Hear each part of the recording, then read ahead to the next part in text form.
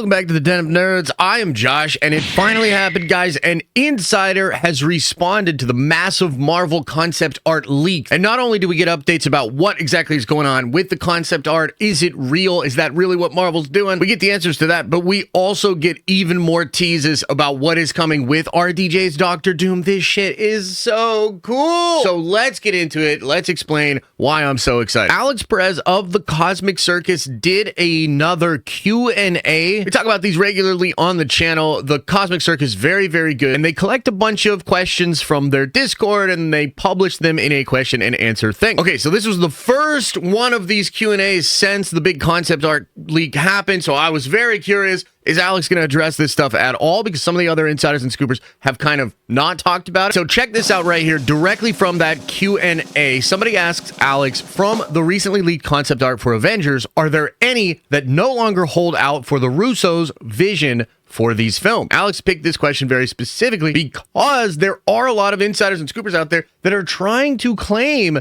that this concept art does not represent Marvel's actual plan and that it was likely created before the Russos even came on board for these movies. So what Alex says here is, I couldn't say with certainty because this is preliminary pre-production stuff. Most of the time, it will get altered or updated later in pre-production or even during production. For example, some of the concept art is missing key characters meant to be in those scenes, but perhaps when they were made, they weren't considered. But overall, the general idea of those scenes is still happening. Okay, hold on for just a gosh dang minute there. So this is one of the best Marvel insiders we have directly addressing this question about the leaks and whether or not they actually represent scenes that Marvel's still going to have. And not only is Alex saying that these scenes are still going to happen in these movies, we're talking about Avengers Doomsday and Avengers Secret Wars, but in fact, there are characters that Alex knows will be in those scenes, and they're not in this version of the concept art. This does mean a couple of different things. It does mean that this concept art is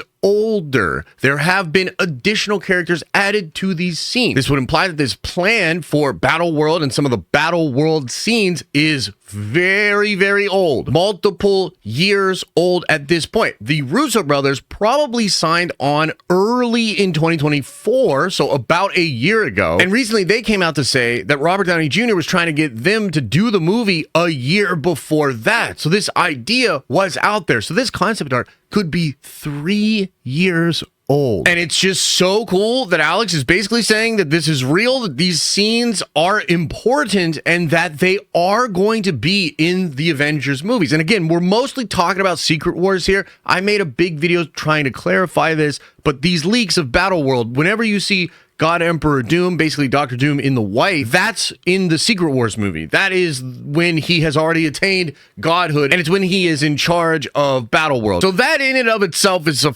fascinating place to begin this video and to begin the discussion about the leaks. We have this incredible insider saying that this stuff is real, that these scenes are going to happen. And in fact, these are very old versions of these scenes. They now have additional characters. That's really interesting. Wonder who that could be. But overall, this answers a massive question about the legitimacy of those leaks and about Marvel's intention to actually use that aesthetic from the 2015 Secret Wars and Hickman's Battle World for the Marvel or the MCU version of that story. It's also worth noting that the fandom had an incredibly positive response to this. The leak of this thing, and when people started to see like, oh, that's what Battle World could look like? Bro, what? Like, people loved it. So this is a very bold thing for Marvel. It's very ballsy for them to do this. Ultimately, it feels like this has been proven to be the actual direction, and the fans love it.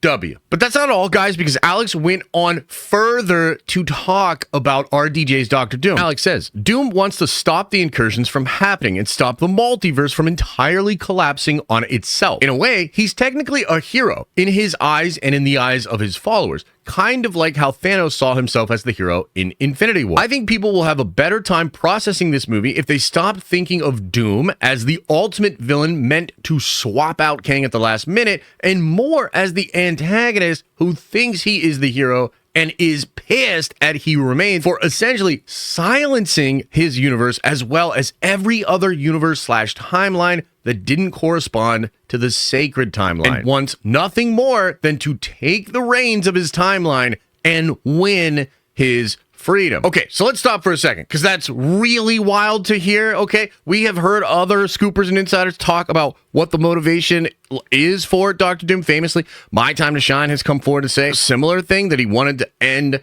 the incursion, stop the multiverse from being a thing. That's ultimately like his whole plan. But for a long time, people like Alex and others have talked about how Doom was going to be sympathetic, that the audience was going to be able to see how Doom came to the conclusions he came to, and they were going to feel sympathy for his motivation, similar to Thanos. And Alex says a couple of things here that I've never quite heard him say this way. So he's talking about how Doom wants to take the reins of his timeline and win his freedom. He's talking about how Doom wants to take revenge against He Who Remains, because He Who Remains silenced his universe and all of the other universe that didn't correspond to the sacred timeline. Now, Alex is going to expand on this idea in a little bit, and we're going to talk about it in this video because it corresponds to some theories I have had about RDJ's Doctor Doom. So now we kind of know that Battleworld is real. Doom is going to do that, and the motivation for doing it is that he feels like his universe was silenced by He Who Remains, and he wants to break free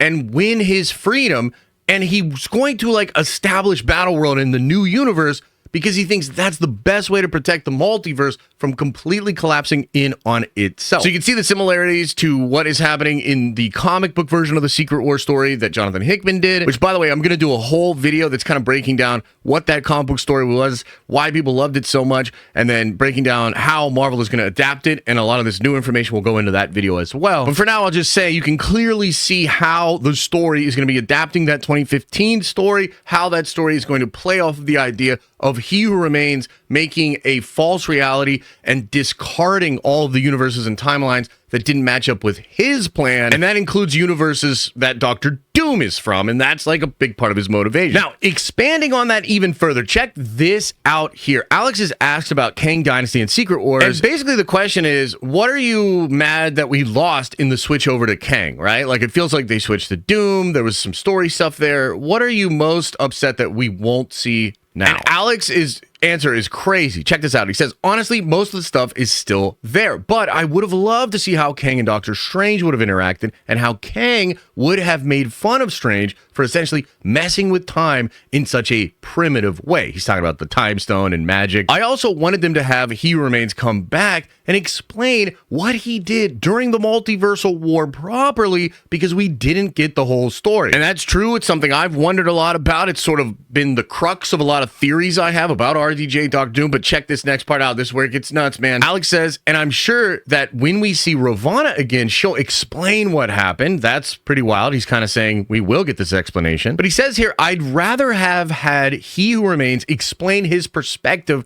as to why the sacred timeline is the way it is. Why did the MCU have to go to the storyline that it did? Why did he remove such crucial characters like the Fantastic Four and the mutants from the panorama? And if they were originally meant to be a part of the sacred timeline and removed from it, does that mean that the timeline we have been seeing on screen for the past 15 plus years isn't the, quote, original version of our universe? And last of all, what future was Kang trying to avoid that forced him to create the sacred timeline so that he could preserve his longevity? Was it Doom? Was it something more?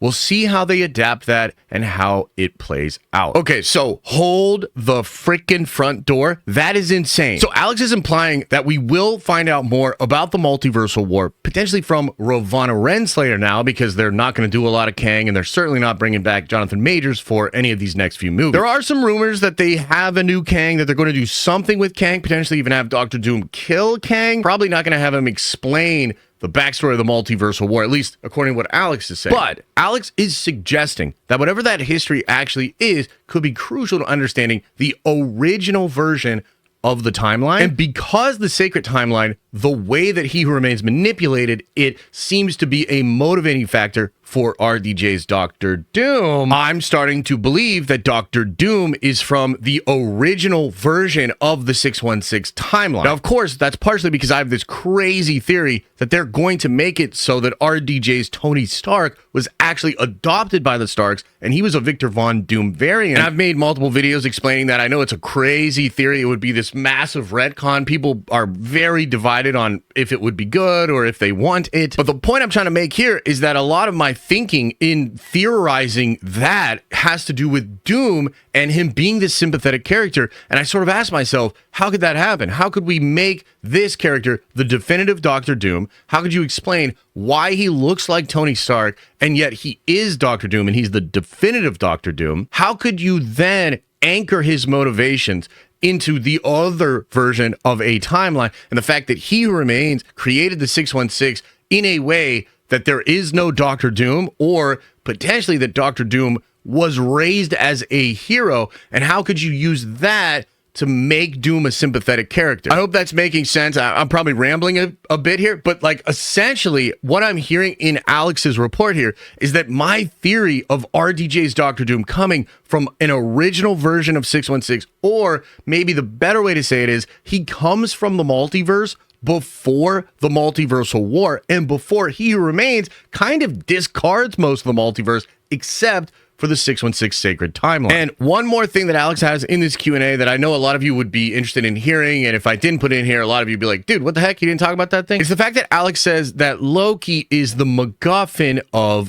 Doomsday. He says here, he'll be our MacGuffin. The race against Doomsday will be a race to see who gets to Loki first. And that's obviously really crazy. That implies that the whole Doomsday movie is really about getting to Loki at the end of time in order to recreate the multiverse or to recreate the sacred timeline. Perhaps there'll be other things that are important. And I've also thought that Loki's position and that place outside of time is actually the first world forge that created the sacred timeline. That's like a whole rabbit hole. I won't bore you with all the details, but essentially there's a lot of evidence to suggest that the Bengals and the 10 rings are pieces of a world forge that potentially created the 616. And they're potentially things that Doctor Doom needs in order to recreate the universe or the multiverse, and in order to do the Doctor Doom shit and create Battle World. So maybe he needs to get to Loki, not just to take Loki's powers, but also to reestablish that world forge and recreate the multiverse. But there you have it, guys. Big old video surmising what insiders have now said about the concept art leak and some of the new details about what Doomsday is going to be and what Secret Wars is going to be. I'm so damn excited to see how all of this plays out. This is very, very hyped up. Let me know what you think about all of this in the comment section below. And as I always say, I hope you are having an awesome and a nerdy day, and I'll see you in the next video.